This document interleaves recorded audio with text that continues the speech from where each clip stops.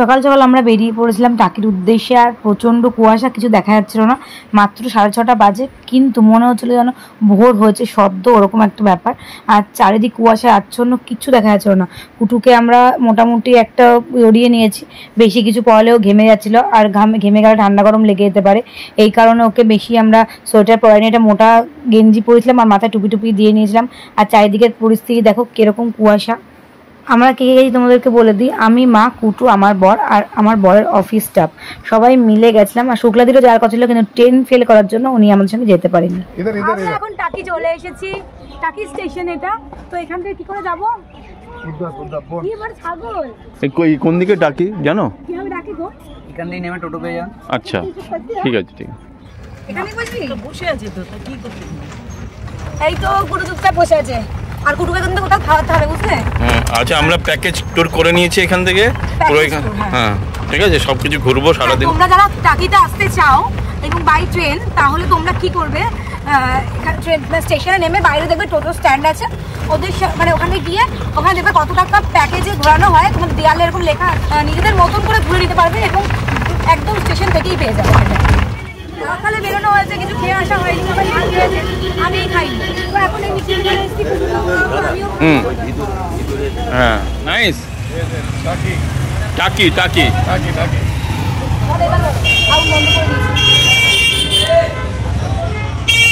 এই যে আমরা রামকৃষ্ণ মিশনে এসেছি, তাই তো? এই কুটু, এই কুটু পাপা, নামো নামো, হাঁটি হাঁটি করি। টাকিতে আমরা আগেও এসেছি, কিন্তু এত সুন্দরভাবে ঘোরা আমাদের কোনোদিনও হয়নি। আর এদিকে স্যার, উনি চেন্নাইয়ের, যেহেতু এখানে উনি কোনো কিছুই দেখেনি, বিশেষ করে ওনাকে দেখানোর জন্য আরও আসা। এটা হচ্ছে রামকৃষ্ণ মিশন। আর এখানে স্কুল যেহেতু আছে, তো বেশ ভালোই লাগছিলো, খুব সুন্দর করে সাজানো গোছানো। আর পাশে অনেক ছাত্রছাত্রীদের আমরা দেখতে পেয়েছিলাম, পাঠ হচ্ছিল। তবে ঢুকতে দিয়েছিল সেদিনকে, কারণ ছুটির দিন ছিল, এই কারণেই ঢুকতে দিয়েছে। অন্য সময় হলে হয়তো দরজাটা বন্ধই থাকতো। বেশ ভালো লাগছিল। আমরা চলে এসেছি 500 বছরের পুরনো ফুলেশ্বরী মায়ের মন্দিরে, মানে কালী মায়ের মন্দিরে। তো মায়ের দর্শনও আমরা পেয়ে যাচ্ছি, কারণ এখানে মন্দির খোলা আছে। মানে আমি এরকম হয়েছে, আমার যে অনেক মন্দিরে গেছি অথচ মায়ের দর্শন আমি পাইনি, এরকম হয়েছে আমার সাথে, কিন্তু আমি এসেছি, পেয়েছি। ফুলেশ্বরী মন্দির নয়, কুলেশ্বরী মন্দির। আমার বলতে ভুল হয়েছিল, আমি শুনতেও ভুল করেছিলাম, তাই বলতেও ভুল করেছি। এটা প্রায় 400-500 বছরের পুরনো মন্দির। মানে কেউ বলছে 400, কেউ বলছে 500, মানে অনেক, তবে অনেক পুরনো মন্দির। দেখে ভালো লাগলো, মায়ের দর্শন পেলাম। আমি ঠাকুরকে প্রণাম করছি, দেখা দেখি আমার ছেলেও ঠাকুরকে প্রণাম করছে। কুলেশ্বরী মায়ের মন্দিরে আমরা এসেছি। দেখো এখানে কিন্তু বলি হয়, এখনও হয়, তবে আখ বলি, চাল কুমড়ো বলি এরকম হয়, পাশাপাশি কিন্তু ছাগল বলি হয়। টোটাল টাকিতে যত মন্দির আছে, আগে তো এখানে মোষ বলি হতো, অনেক জায়গাতেই হতো, এখন এটা বন্ধ হয়ে গেছে। আর এটা অনেক পুরনো, আর এই মন্দিরটা কিন্তু অনেক জাগ্রত। কিন্তু আমার কুটু এখানে আসার পরে কিছুতেই বাড়ি যাবে না, ঘুরে ঘুরে বেড়াচ্ছে, দৌড়চ্ছে, ওকেই ধরতে পারছি না আমরা। যেই বাড়িটা তোমাদেরকে আমি এখন দেখাচ্ছি, সেটা হচ্ছে চুনি গাঙ্গুলি, কৌশিক গাঙ্গুলির বাড়ি। তবে ওনারা এখন এখানে থাকে না, অনেক পুরনো পৈতৃক বাড়ি, তো এখানে ভাড়া বসিয়ে দেওয়া হয়েছে। আর আমরা ঢুকে গেলাম ফটো তোলার জন্য, কারণ ওনারা জমিদারি বাড়ি, আর বেশ ভালো লাগছিলো দেখতে। আর পুরোনো বাড়ি দেখতে তো এমনিই ভালো লাগে। এরকম একটা পুরোনো বাড়ির সামনে ফটো তোলার লোকটা আমি সামলাতেই পারলাম না, তাই সবাই মিলে ফটাফট ফটো তুলে নিলাম। কি কুঞ্জ বাবা? ললিতা? ও আমি ঠিকই বলেছি, ললিতা কুঞ্জ, ললিতা কুঞ্জ। 1300 বাংলা 1344 সালে। এই দেখো ললিতা কুঞ্জ, বাংলা 1344 সাল। যদিও এটা অনেকটা ঘেটে গেছে, সালটা দেখা যাচ্ছে না। তখনকার আমলে এটা তো বিশাল একটা বাড়ি ছিল, কত বছর আগের।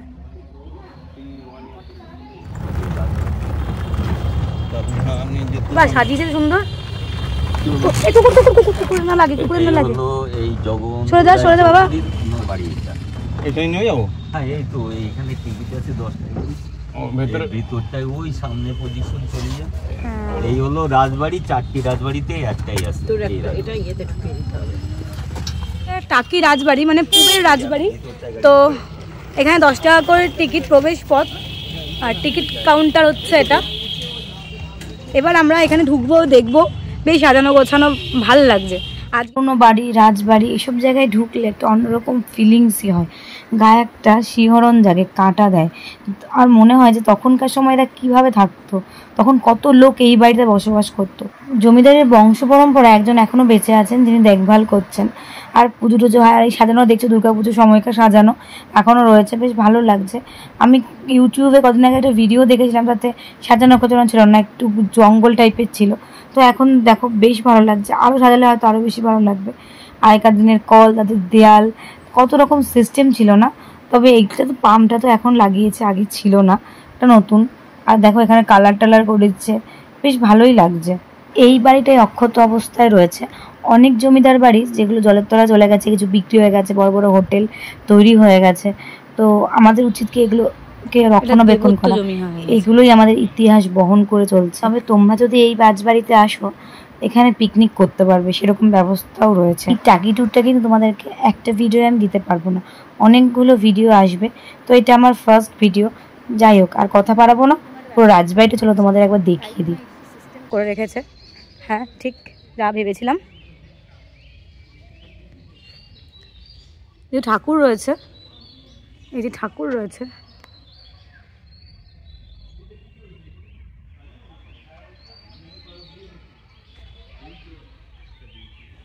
জুতো খুলে প্রবেশ, জুতো পরে নয়, যেহেতু ঠাকুর রয়েছে ওখানে।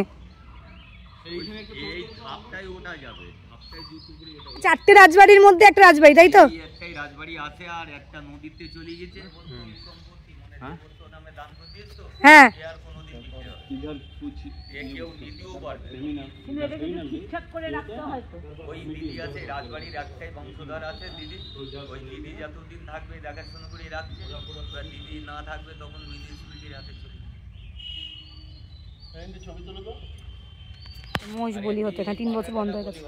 হ্যাঁ ওই যে দুর্গাপুজোর সময় পাঠা বলি হয়, ও পরিবন্ধ এই যে পাঠা বলি হয়।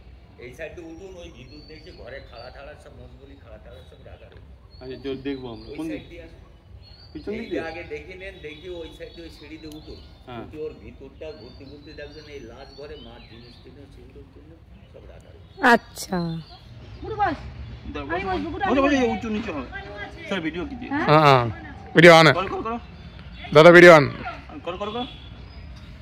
তোলো উপর দিকে, এই উঠবে না, ভেঙে গেছে, ভেঙে গেছে। দেখি এটাই উঠবে, ওটা ভাঙা। আচ্ছা চলো ওইটাই চলো চলো।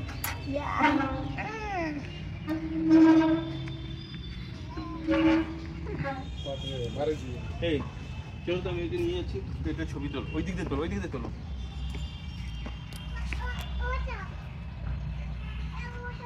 এই যে তো কামান বাবা, এটা হচ্ছে কামান,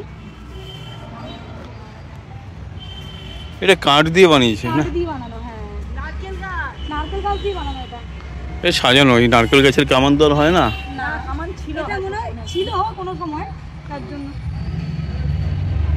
নারকেল গাছ দিয়ে ঐতিহ্যটাকে রেখে দিয়েছে।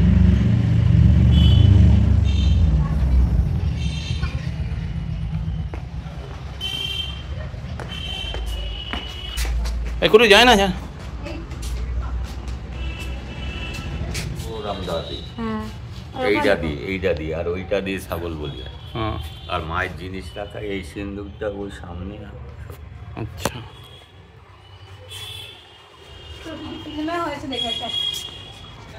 সব অন্ধকার, পুরো অন্ধকার ঘর। এখানে এইসব সিনেমার শুটিং হয়েছে। তারা আমার মন্দিরে যিনি পুরীত ছিলেন তো, ফুলেশ্বরী মায়ের। হ্যাঁ পুরীত মশাই যে এই মন্দিরটা তৈরি করেছে, হ্যাঁ উনি মারা গেছে, ওনার ওই সমাধিস্থল আর ওনার ছবি ওইরকমই ছিল দেখতে। আর ওই যে বসে আছে ওনার কাছে শুনুন, সবটাই বলি দেবে। ওই যে এই মন্দিরটার নাম কি?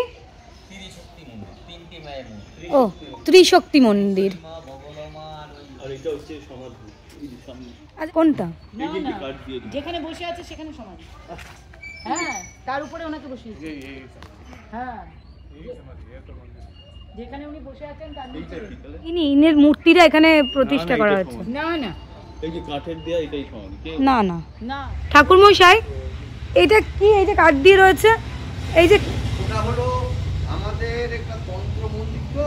হ্যাঁ কৌশিকী অমাবস্যা এবং বগলা মায়ের জন্মতিথি শ্যামাকালী পুজোয় তখন এখানে যজ্ঞ হয়। তাহলে হ্যাঁ। সময় দিন একটু ভালো করে বলি। হ্যাঁ হ্যাঁ বলেন বলেন। হ্যাঁ, তারা তো টাকিতে এসছেন। হ্যাঁ একটা প্রচলিত কথা আছে, টাকির লাঠি, সাতক্ষীরার মাটি, গোবর ডেঙ্গার হাতি এককালে বিখ্যাত ছিল।